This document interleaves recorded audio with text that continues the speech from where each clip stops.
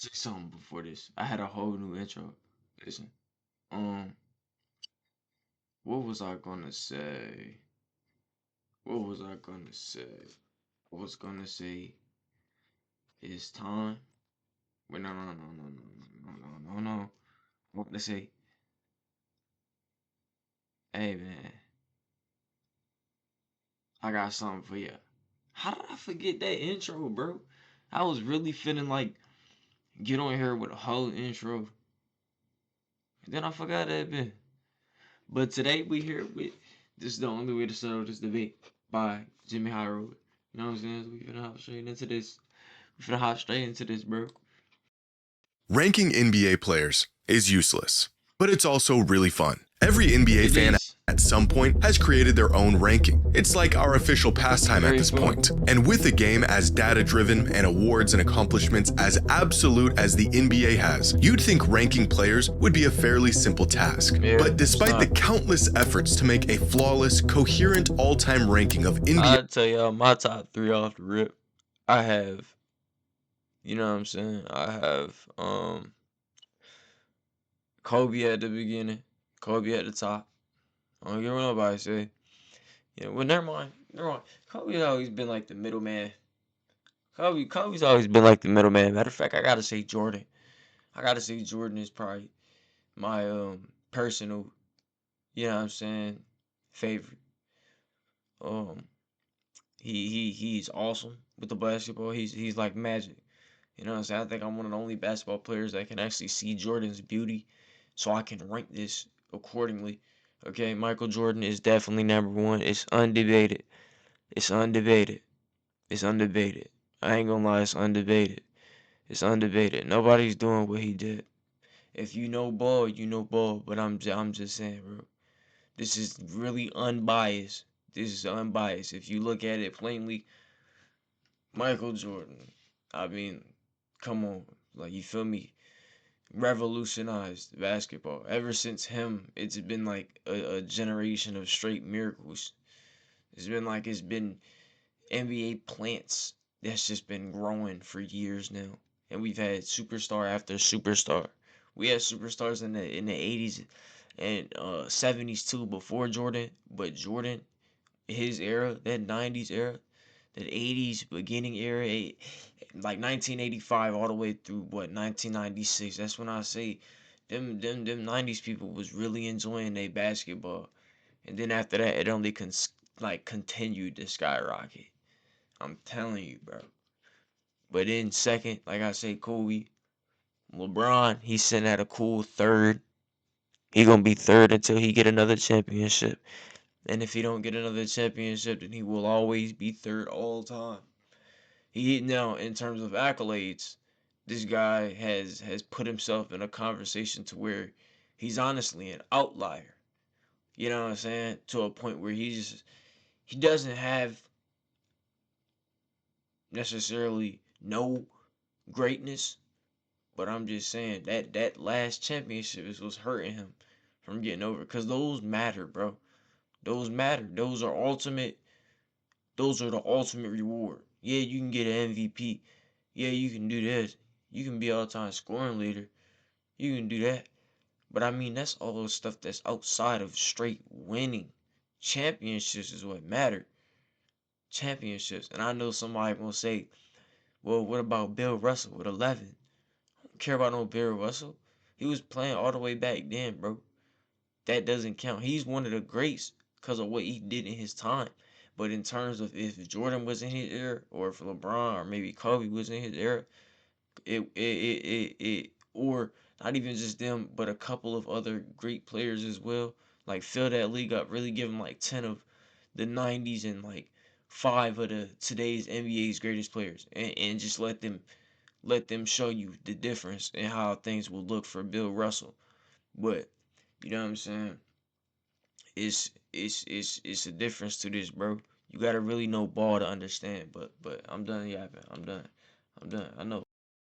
Players. No one can seem to get it quite right. Some players rank too high, others too low, some not even ranked at all. Make any of these mistakes and your ranking will immediately get dismissed. nobody's dissing my rankings. There's no way anybody could diss my ranking. Who thinks Kareem Abdul-Jabbar is top 5 of all time? Somebody gonna say Wilt Chamberlain is top 5 of all time. Top 10? Yeah.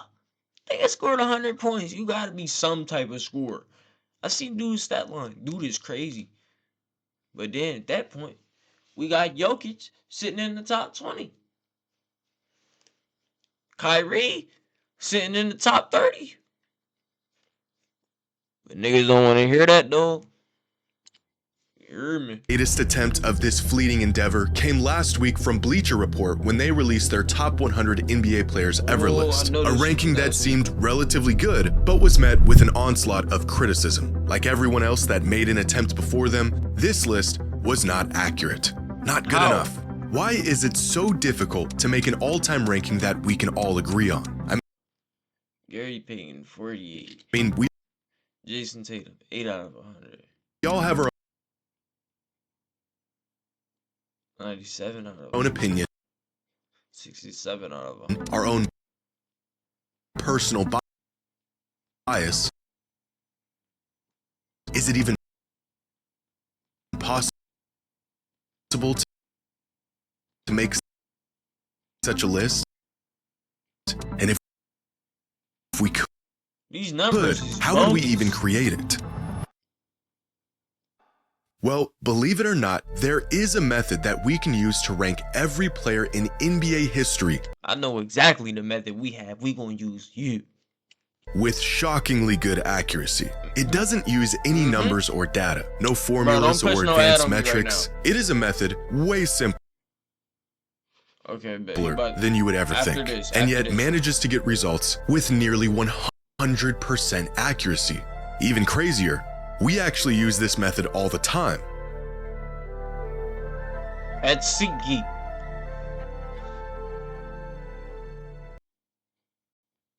Ask yourself, is we're gonna add, boys.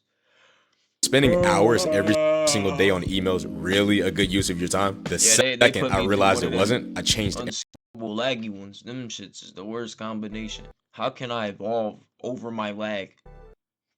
That's what I gotta think right now.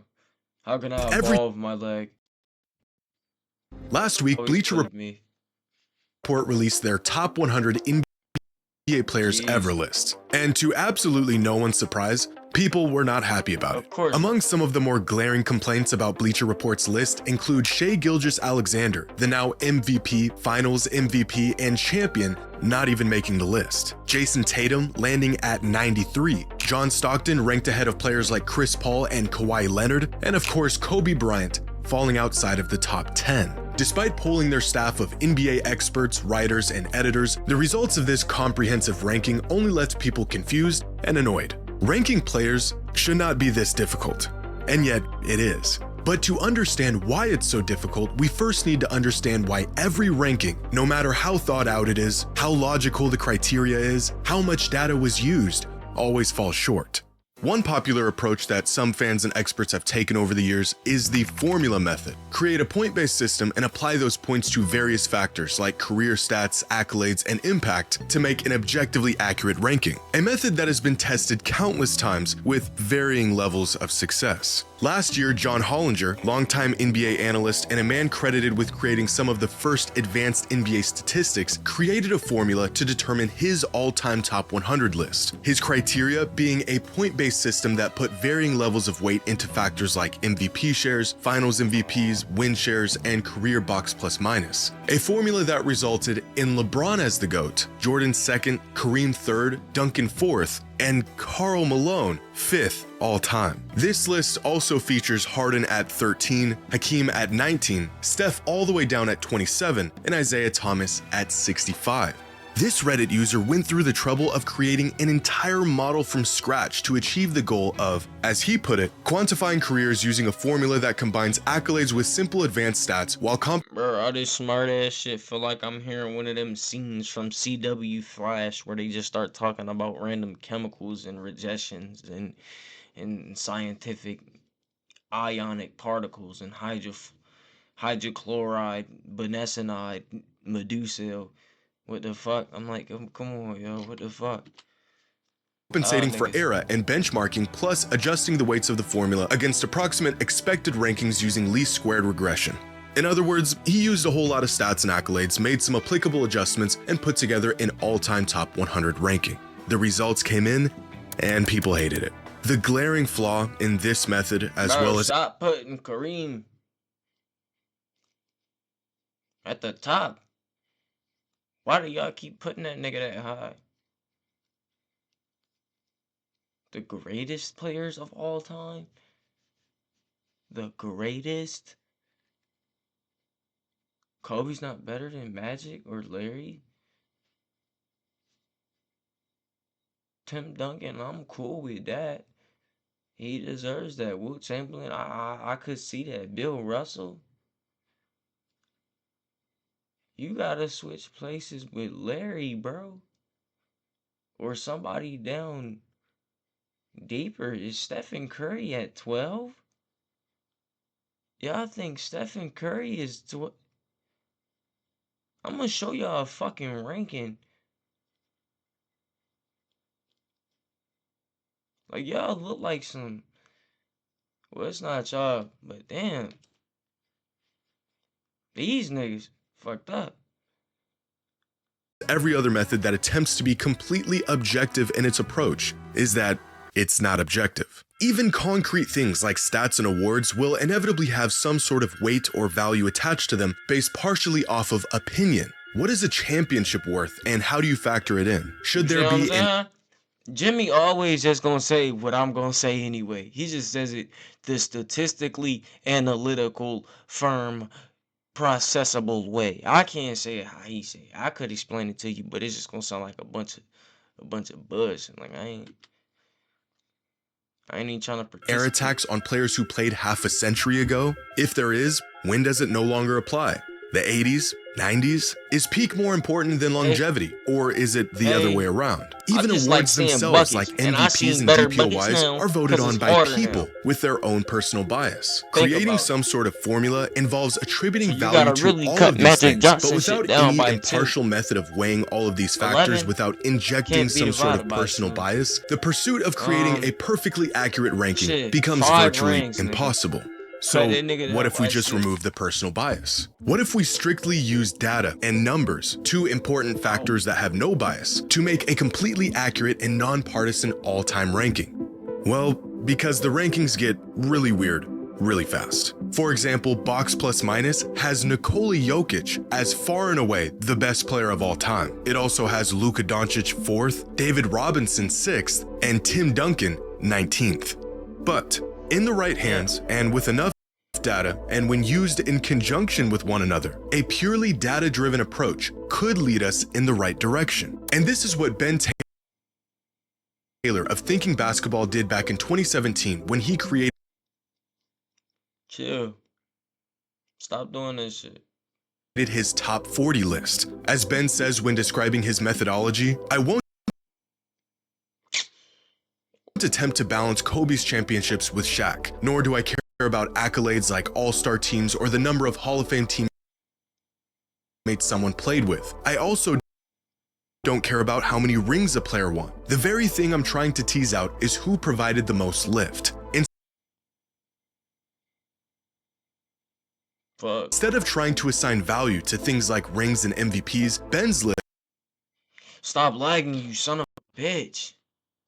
Ranks players based on who provided the largest increase in the odds of a team winning a championship over the course of their career. Ben's specific method and reasoning is probably the best out there when it comes to seeking an objective ranking, using the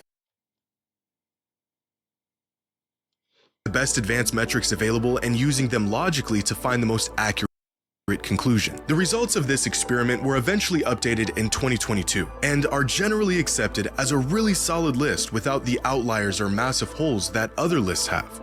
The only problem is, this is not an all-time player ranking. As Ben stated, this list is a player evaluation, not necessarily a ranking of the greatest players of all time, and it's evaluating how good these players were, their abilities and their effectiveness in using those abilities, That's a good list. not how great they were or what they accomplished. A great exercise in determining which players had the largest impact on the court, but not the best method in determining how that impact actually translated to tangible success. For example, this method is providing evidence that Karl Malone had a larger statistical impact than Stephen Curry over the course of his career, but I'm not sure if there's a single human being on planet Earth that would argue Karl Malone is greater than Steph is. Using purely statistics and data to rank players removes valuable context that certainly matters when evaluating how great they were throughout their career. However, allowing awards and achievements to partially dictate rankings will inherently skew the results due to personal bias and variance of opinion. So looking at it through either of these lenses will lead you to inaccurate results. But maybe we're looking at this through the wrong lens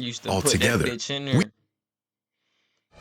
this legendary space MMO, the heroic acts and Jimmy, stop doing this. We as fans are going to be biased. It's the very nature of being a fan. My team's great and they can do no wrong. So if we need to factor everything— No.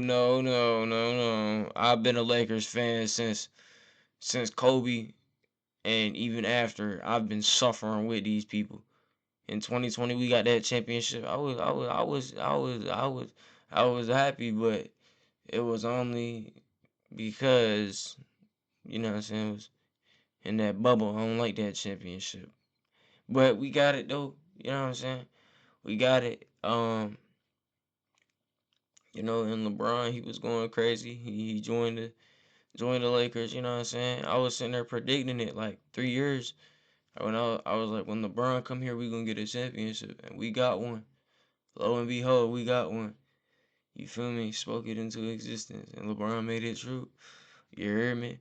So, you know what I'm saying? I've been with the Lakers through thick and thin. Like, even when Kobe was on there old, you know what I'm saying? And he really was just floating, get ready to get out of his career. Like, he was still tough, don't get me fucking wrong. Kobe was the best nigga on that court. But, you know what I'm saying? He really had no help. That Lakers team was falling off, and that method that they were doing, using, like, surrounding Kobe with young talent and these young guys and, like, niggas who really wasn't firm yet. Now they're all tough. They're tough. They're known as tough. They're not a top 100, but they're tough. You know what I'm saying? But at that time, they were rookies, you know what I'm saying? And stuff like that. Then Kobe retired, 2016. You know what I'm saying? 60 points his last game, one of the most legendary outrances of all time, if not the most legendary outrance of all time. Tell me something better. In your last game, you dropped 60 points. In your last game, you dropped 60 points. You damn near 40. Like, nigga, yeah, I gave niggas buckets. That's what you saying. But we cannot do that without inserting some sort of bias. What if instead of trying to remove all bias from the equation, we factor this bias into the equation by asking fans what it is they value most when ranking players? If the accuracy of the rankings is determined by the fans, then so should the criteria. Well, that's exactly what this Reddit user did. Back in 2020, an NBA fan on Reddit took it upon himself to survey other NBA fans, 662 of them to be exact, on not just what's important to them in terms of greatness, but even what kind of fan they are. Among some of the questions asked were, how long have you been watching the NBA for? The most popular answer was 6 to 9 years. On a scale of 1 to 10, how big of a fan of the NBA are you? Over 80% of the results being at least an 8 out of 10. But here's where things get interesting. One of the questions asked was, what do you think is more important in a player's career? Team success or individual success? 52% of voters said team success and 48% said individual success. Almost an even 50-50 split between— I ain't gonna lie, my brain leaning towards individual. But then, see, that forgets about the team. I'm kind of stuck in the middle of this myself. I know they had a hard time picking this. I know they did, because I'm having a hard time. NBA fans in response to a very important question with two very different answers. Even more revealing, voters were asked what are the top 3 most important measures when evaluating who the greatest of all time is. The number 1 answer? Career stats. followed by number of championships, number of regular season MVPs, total win shares, and career advanced statistics. The near 50-50 split between the importance of team success versus individual success visible in the almost even voting split between career stats and number of championships. One person can make their rankings based on how good a player was, meanwhile another person could make their rankings based on how much success a player had. Two completely different criterias. So how exactly can we make a player ranking that is agreed upon if we can't even agree on what actually matters, or at least what matters most? No matter what approach you take, no matter how much personal bias or opinion you try to take out of it, the results will always end up skewed in some sort of direction. There's just too many factors, difference in opinion, difference in what matters most from fan to fan. But there is one way, one method that has been proven to be the best way to get to an accurate conclusion about things otherwise not agreed upon. What is this scientifically backed method? It's the exact one Bleacher Report used. Ask people. Have you ever seen the show Who Wants to Be a Millionaire?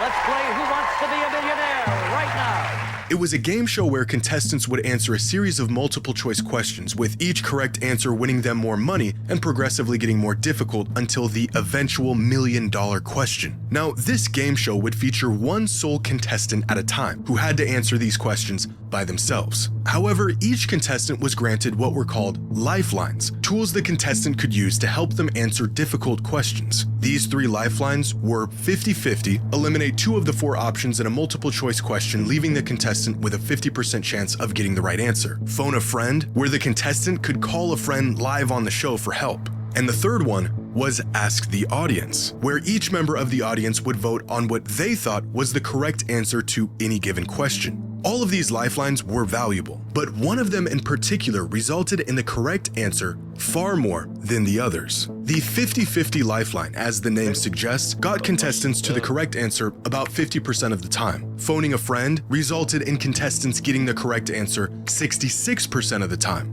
But asking the audience resulted in the correct answer 92% of the time. By far, the most accurate method of coming to the correct answer for any question in the show's history. And this is a demonstration of a concept known as the wisdom of the crowd, an idea that refers to the collective judgment of a group of people often being more accurate than the judgment of any single individual, even an expert. And it is an incredibly accurate method of arriving on the correct answer to any logical question. In 2011, the BBC network put this concept to the test by filling a jar with jelly beans and asking 160 contestants how many jelly beans they thought were in the jar. The answers were absolutely insane, ranging from 500 to 50,000, and yet somehow their collective average was unbelievably close to the actual number. After conducting their experiment, it was revealed that there were exactly 4,510 jelly beans in the jar. The average guess among all 160 participants,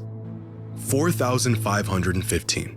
Despite their variance in answers, on average, the participants were able to get within 99.9% of the correct answer. By aggregating the opinions or estimates of many individuals, the errors and biases of individual judgment tend to cancel each other out, leading to a collective result that is closer to the truth. And in possibly the most roundabout way I could conjure up, I think this same exact concept can be applied to ranking NBA players on an all-time list.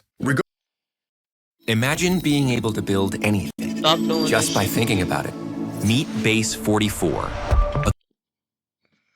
Regardless of what the individuals value most and our own personal bias, if you ask enough people, chances are you'll more than likely end up at an accurate result. Better than strictly using stat-based metrics, better than the eye test or a combination of multiple factors. Simply asking people who the greatest players of all time are will show you exactly who the greatest players of all time are. And evidence of this can be found within the results of Bleacher Report's ranking. Someone ranked Kobe Bryant 18th all time. Their personal top 100 ranking is probably a little wacky. But this vote inadvertently balances out someone else who voted Kobe 4th all-time. Same goes for every single player on this list. Someone had Jokic 12th all-time, another voter had him 28th, and everyone else had him somewhere in between. The range of votes for Charles Barkley are probably the largest of any player on this list, with one vote for him as the 18th greatest player and another with him as the 74th greatest player. With individual rankings like this, you'd think the final result would be a mess, and yet Barkley ended up being ranked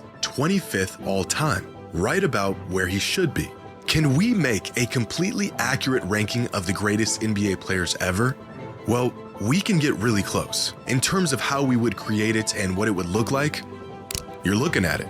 This isn't a matter of opinion, it is a statistical principle. As Bleacher Report put it when describing their methodology, it's an impossible task, especially when confronted with the reality of comparing players from different eras. Stats help, but calculators won't ever figure all of this out. But asking enough people just might.